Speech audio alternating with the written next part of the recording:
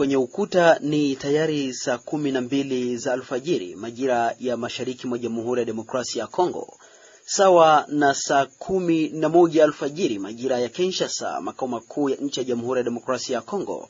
Lakini huko Afrika Mashariki kama vile Uganda, Kenya na huko Tanzania ni tayari saa 1 ya asubuhi.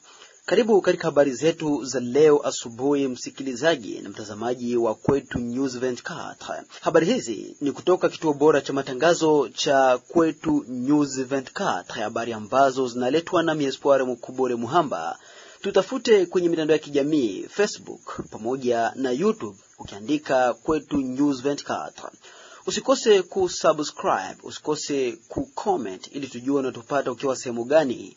Lakini pia usikose kutawanya habari hizi kwa wengine ili waweze kuzipata kiurahisi zaidi. Habari hizi tutaanzia mashariki mwa Jamhuri ya Demokrasia ya Kongo ambako kumeshuhudiwa na migogoro ya kivita kwa miongo kadhaa sasa. Huko wananchi wakiendelea kujiuliza hili litakoma siku gani bila kupata majibu yoyote. Na baada ya waasi zaidi ya 18 kuweza kuripotiwa kujisalimisha kwenye makundi ya ulinzi ya taifa la Kongo FARDC pamoja na wazalendo, bado waasi hao wanaendelea kujisalimisha kwenye vijiji vya Mikenge huko tarafani Mwenga na ndani ya sekta ya Itombwe mashariki mwa Jamhuri ya Demokrasia ya Kongo, lakini pia huko Minembwe ndani ya mkoa wa Kivu Kusini kwenye vijiji vinavyoinukia wilaya ya Fizi. Wakati huo mashambulizi makali yanaendelea kuripotiwa maeneo ya Muravya, ikiwa ni milima inayoinukia tarafa la Fizi na Uvira, ambako M23 wakiwa ni waasi wanaosaidiana na jeshi la Rwanda wanaendelea na mashambulizi dhidi ya jeshi la Jamhuri ya Demokrasia ya Kongo FARDC na washirika wake wazalendo. Habari tunazo ni kwamba baada ya wiki nzima ya mashambulizi makali kati ya wazalendo na majeshi ya AFC M23, jeshi la wazalendo pamoja na jeshi la DRC FARDC walifanikiwa kuwaondoa waasi wa AFC M23 kwenye milima hiyo ya Muravya, na sasa wanapatikana maeneo ya mbali zaidi kwenye takriban kilomita 2 na eneo hilo la Muravya. Ila cha kushangaza ni kwamba kila kuchako leo waasi hao wa M23 wanakuja kujaribu kushambulia ngome za jeshi la taifa FARDC pamoja na wazalendo ili kuweza kutaka kurudilia maeneo hayo ya Muravya ambayo ni maeneo muhimu ya kimkakati ya kivita mashariki mwa Jamhuri ya Demokrasia ya Kongo ukilinganisha na milima ya huko Minembwe. Wakati hayo yakiendelea namna hiyo, msikilizaji, wanajeshi wa Jamhuri ya Demokrasia ya Kongo wakisaidiana na jeshi la wazalendo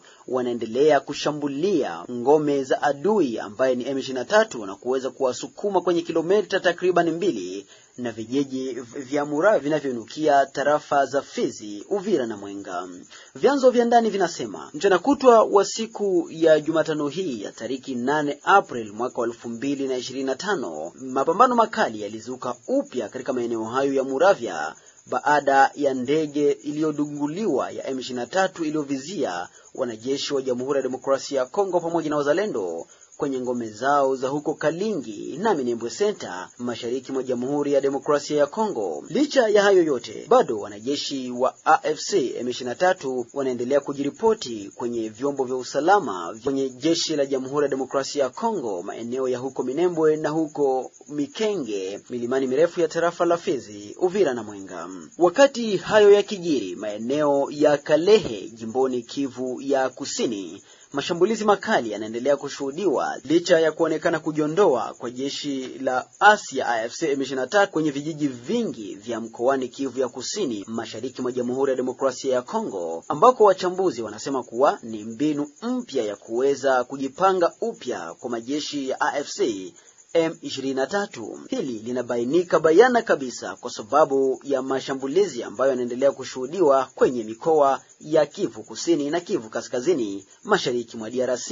Wakati hayo yakijiri, licha ya juhudi za jeshi la Jamhuri ya Demokrasia ya Kongo na wazalendo kuweza kulinda raia na mali yao katika mikoa hiyo miwili, bado eneo la Kalehe linaendelea kuwa ni kitovu cha usalama mdogo, ambako watu wengi wanaendelea kushikwa mateka na waasi wa AFC M23 na kupelekwa sehemu isiyojulikana hadi sasa. Habari hizi za kutekwa nyara kwa wakaaji mbalimbali wanaopatikana ndani ya eneo za Kalehe imethibitishwa na moja kati ya makundi ya vijana wasomi tarafani humo, huku yakithibitisha kuwa uporaji, unyanyasaji pamoja na vitendo vingine vya kinyama ndivyo vinaendelea kushuhudiwa kwenye maeneo ya Kalehe. Kisa cha hivi punde kikimhusisha bwana mwananchi Daniel Kaheza, mmoja kati ya wanaharakati wa kutetea haki za binadamu na mmoja kati ya wapambanaji wa haki amani kwenye eneo la Kalehe, alitekwa nyara. Habari hii imethibitishwa naye kiongozi wa vijana eneo hilo, bwana Patrick Lulihoshi,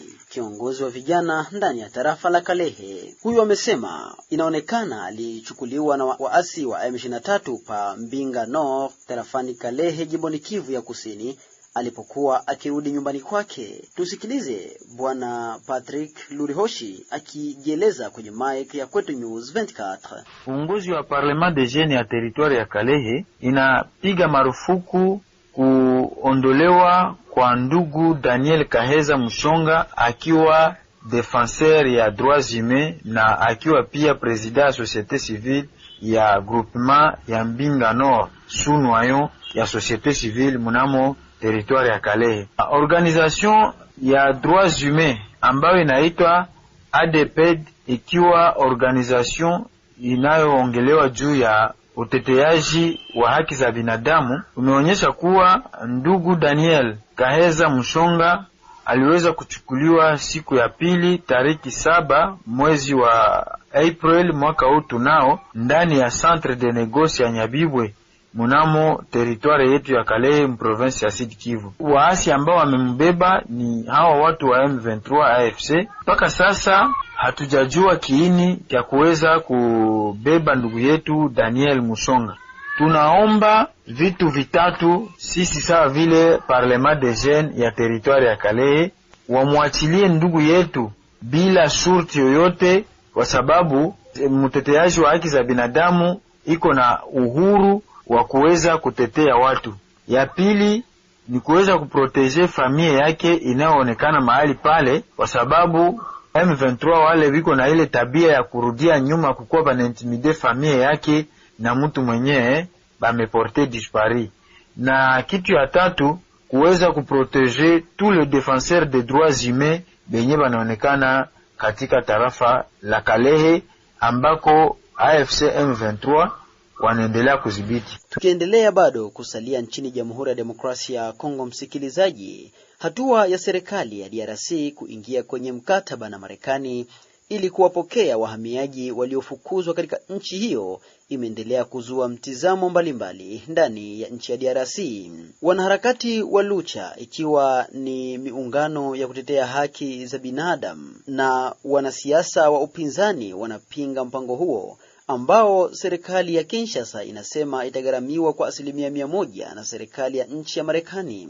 Vuguvugu la wanaharakati wa Lucha pamoja na wanasiasa wengine huko nchini Jamhuri ya Demokrasia ya Kongo wamelaani makubaliano yaliyofikiwa na serikali ya Kongo ya kuwakaribisha wahamiaji waliofukuzwa kutoka Marekani na kuitaja DRC kuwa jalala la wahamiaji. Katika taarifa kwa vyombo vya habari iliyotiwa saini April 5 mjini Kinshasa, kundi la Lucha linashutumu mpango huo juu ya sera za uhamiaji za Marekani kuelekea nchi yenye kukumbwa na matatizo ya kiusalama eneo la Mashariki, mafuriko na kutokuwepo kwa huduma za kimsingi, na kutaka kufutwa mara moja kwa mkataba huo unaoweza kutia nchi ya Jamhuri ya Demokrasia ya Kongo katika migogoro mingine ya kivita isiyoelezeka.